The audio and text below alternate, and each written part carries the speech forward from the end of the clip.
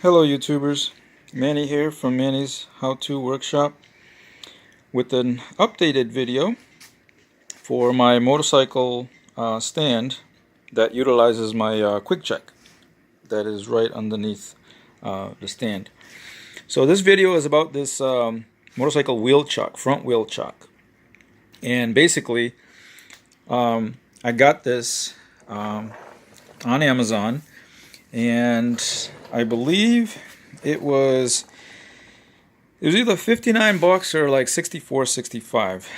But I'll put the link on the bottom for it. And this one here is actually very nice. There are other ones out there, like the ones that are like a vise and everything, but I found this one to work really good after I saw another guy buy one and add it to his Harbor Freight motorcycles work stand or hydraulic lift. So basically this one here, one of the cool features that it comes with is the adjusting holes, so that you can put this chock right here, or this end piece, up and down this track, and to fit any size tire you have. So like my tire, for example, from, if you go right down the middle, is 27 from here to there, 27 inches. And then all I did was, measure from the back, the inside, right where my finger is, from the inside surface there to right about the edge right here, more or less, and then putting that, in the corresponding hole that I thought it would fit. I had it on there the first time, and it was actually on the next hole back, which is right there, and there was a slight gap right here where my finger's at, between the tire and this, and it didn't quite hold it good enough to where the bike was actually sitting by itself. And so I was like, okay, well, let me play around with it, and found that sweet spot, which is, for me, it just happens to be 4 holes from the front. So if you count it, you can see there's 1, 2, 3, and then the 4th one, and that's just a little pin right there. But so that's the sweet spot for me. Also, another feature is it comes with the tie-down loop, and one on each end. There's the other one over there, and also comes with these feet. There's one here, and then there's one right over there. So you can use this on the ground also. So if you wanted to like hook that up to the concrete floor of your garage, you could, because that track right there comes with 6 mounting holes, 3 on this side and then 3 on the other side. And so you can mount it to the concrete floor, which will make it nice for you to have a place to just put your bike on if you're going to do some work. If you don't have either one of those ATV bike stands, or jacks rather, or one of these like this one that I made for myself for my quick jack. And so yeah, this here, I'm going to be doing another update or upgrade, if you will. I'm going to weld a metal plate on this side here, and one on the far side, because I noticed that when I used the ratchet straps, this was pulling up, and because it's only held by these 3 bolts here, and being how long it is, it was actually flexing enough that it was pulling up, because this material is not that thick. If I had to guess, I'd say it's probably like 1/8 of an inch, or just slightly under. I don't know. Oh, there you go. You can see it better.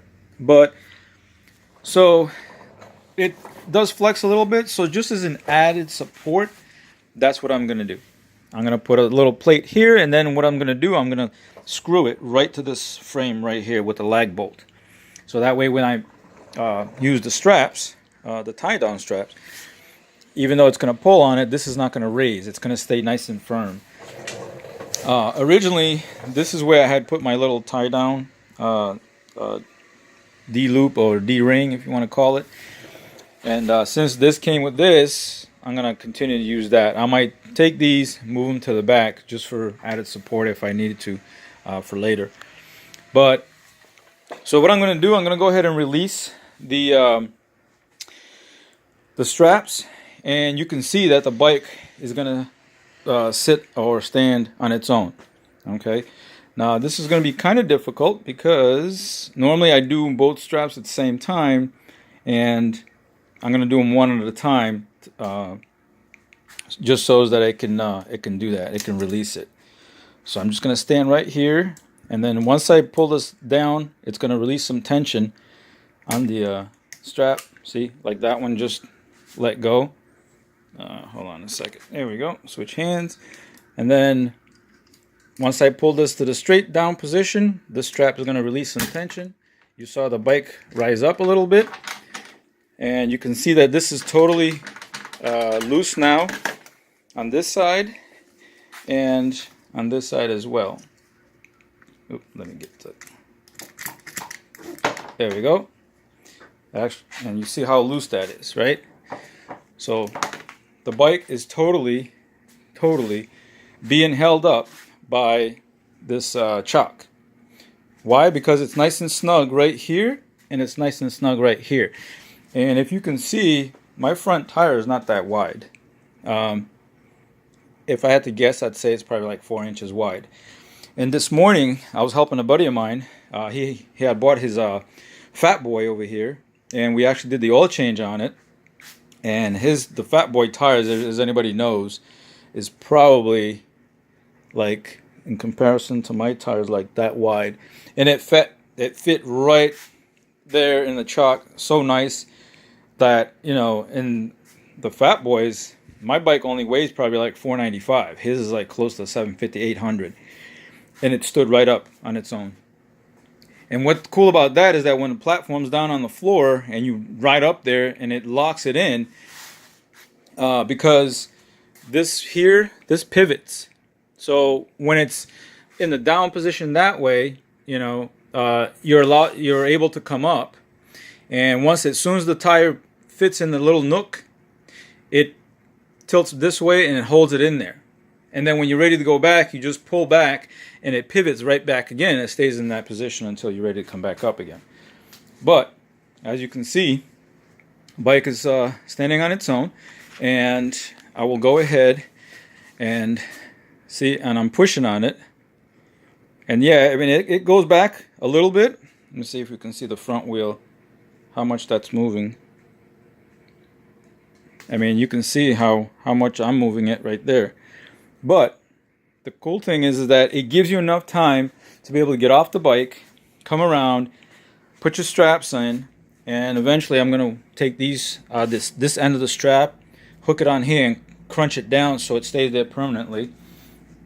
Because I bought a set of 4 of these, so these 2, I actually even cut the excess and bent it over here and just stapled it down so it doesn't come through the slit, you know, when you're loosening it. And like I said, I used it on the Fat Boy, and it was plenty long enough, even to like hook up to here or here, which in the front, which is even further away. But anyway, I thought I'd give you guys a quick upgrade on my motorcycle stand that I did, which is the wheel chock. And so far, I'm loving it because it works out great, and it makes it so much easier for me to be able to work on my bike. I'm sitting on a little rollaway stool right now, and so when it comes time for me to do my oil change, you know, with final drive and everything else, and filter, it's going to be a nice, easy job for me. Oh, and the next addition is going to be a scissor jack that I can put right underneath to lift it up while it's on the stand, so that I can work on the back if I need to get the back wheel off the surface. Well, as always, guys, thanks for watching. Please rate, comment, subscribe if you haven't done so for more upcoming videos, and don't forget to hit that little bell icon as well, so you can get notifications of when I upload other videos. Thanks again. Have a good afternoon from sunny, warm, 82-degree Florida today. All right, take care.